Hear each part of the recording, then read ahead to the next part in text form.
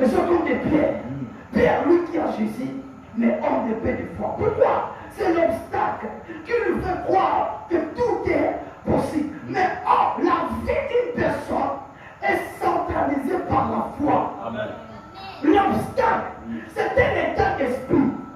Prenez-moi l'obstacle. C'est un état d'esprit qui prend nos vies en otage.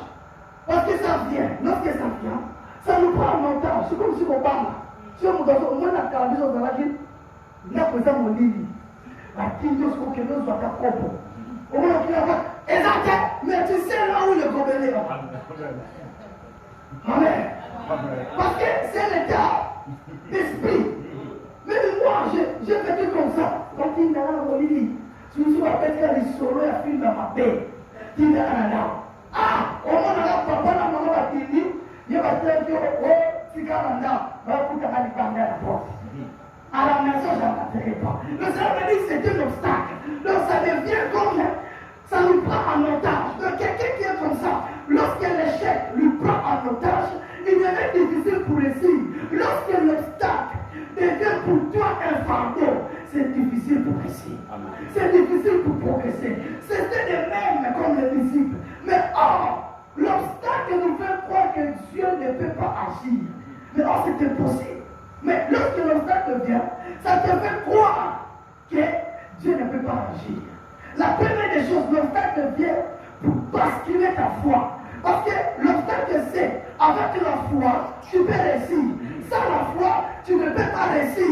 Parce que la Bible dit la foi vient de ce qu'on a. Et ce qu'on attend vient de la parole de Dieu. Il y avait un jour, Jésus dit à Pierre, Pierre, qu'est-ce que tu as dit? Non, je cherche le péché. Mais Jésus dit, mais jette le filet. Qu'est-ce que Pierre dit? J'ai péché toute la nuit. Ça rien. Il y a d'autres personnes qui sont comme ça.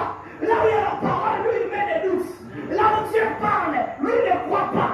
C'était le même que Pierre. Pierre ne savait pas qui est la personne qui est en train de lui parler.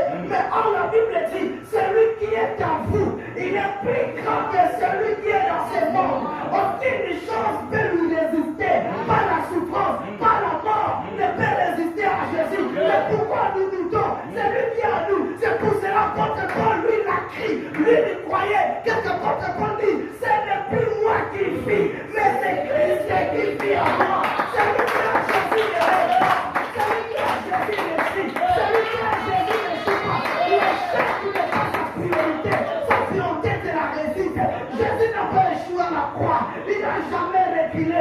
Jésus l'a réussi. Parce que lui-même l'a victoire. Pour vaincre les obstacles, tu dois croire à celui qui t'a envoyé. Celui qui t'a envoyé, il ne t'a pas envoyé pour venir laisser les gens. Ni de voir les gens se marier. Ni les gens progresser. Tu as le droit de progresser. Tu as le droit de réussir. Ce sont comme la parole. Ce sont des gens qui sont forts.